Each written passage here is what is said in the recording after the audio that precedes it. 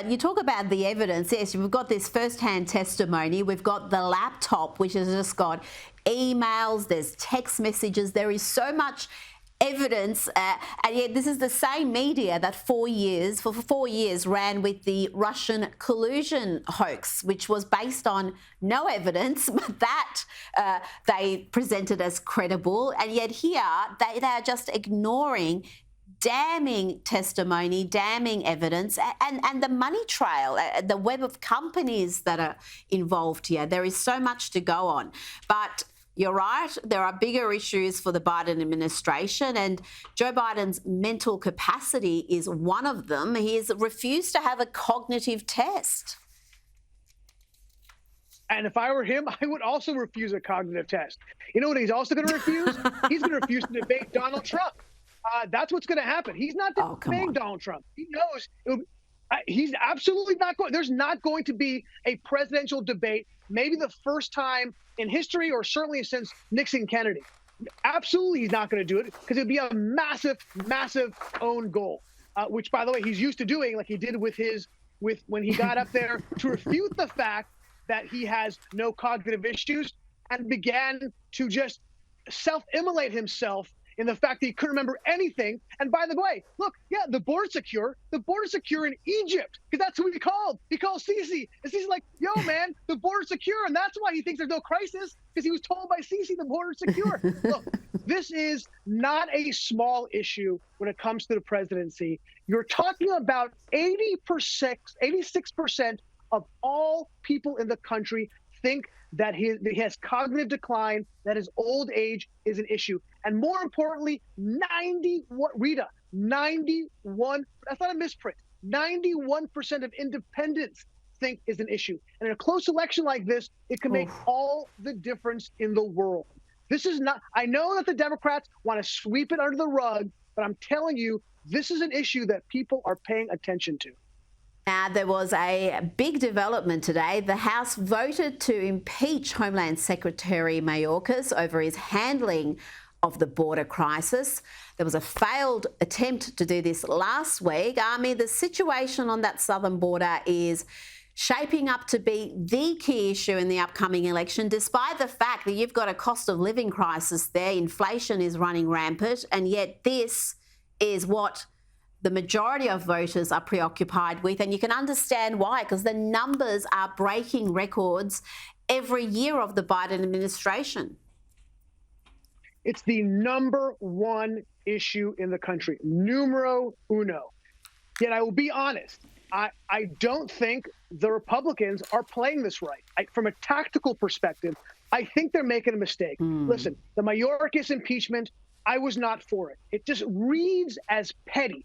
Mayorkas is not the person creating he's not the architect of the border policy. It's Joe Biden. He's the problem. Mayorkas is just a man who's delivering the message and executing the will of the president. It makes no sense to impeach him. It makes you look petty and bad. I get it. All this stuff is political. Isn't that the first step with Trump? Don't we do Mayorkas first and then we look at Biden? And yeah, you're right. It perhaps is petty, but I hate to be petty. They started it. We saw those indictments of Trump based on very little. So are we surprised that the Republicans are behaving as the Democrats did? No, we're not surprised. But I think this is an opportunity for the president, for the Republicans to say, we're the adults of the room. The Democrats are being petty and they're being overly political with this. We're not. And beside the point, it doesn't get you anything. It's not like it gets you some kind of tactical advantage to do this. You just look small, in my opinion. Look, the truth is, I think the same thing happened with the border deal. I think the Republicans should have passed it. Is it a great deal? No. Is it better than we have? Yes. And what you've done is you've handed the Democrats, it may be a small handhold, but it's something they can hang their hat on. Again, from a tactical perspective. I know for some reason President Trump thought that it would be handing him a win. It's not. You're handing him a win by saying, we tried to pass something and you guys wouldn't do it. Look, it won't hold water for most people because most people understand that this failure is the president's and the president's alone. But it gives him that one little breathing room that he can say over and over as a soundbite. I tried to pass something. You guys didn't want to do it. They should have passed it It wasn't great, but then when President Trump became president, he can go back to all the wonderful policies he had, which kept the border crisis at bay. And by the way, look, again, I'm not saying it's going to hand them, they're not going to win on this election, on this issue, but it gives them some breathing room. There was no reason to give them. But look, this is an issue that's going to haunt them for sure through the election. Even I'm talking about Black people and Hispanic people. Hispanics think at 60% that Joe Biden has failed at the border, and Blacks are at 50%. That is not a recipe for electoral success.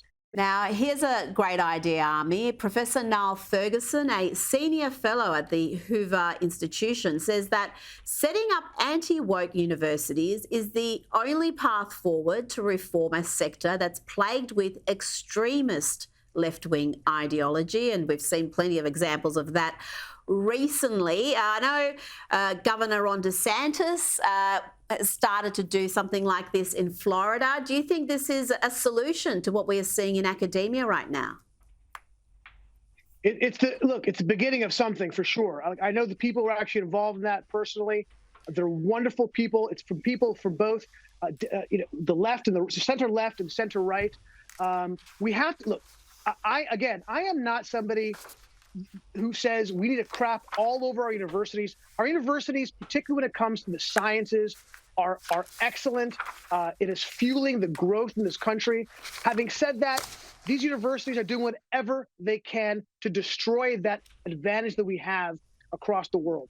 And yes, I support anything which will take the monopoly away from these woke universities and the university system, which is so fully corrupt.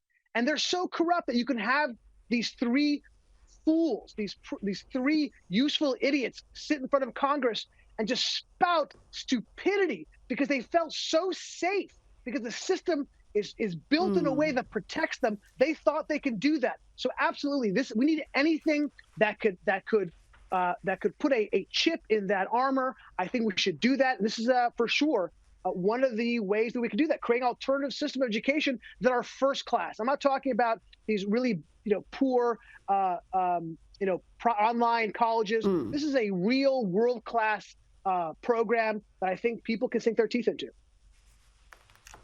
Absolutely. You want to create prestigious institutions that value excellence and meritocracy and go back to those values we used to uphold in higher education. Ami Horowitz, thank you so much for your time this evening.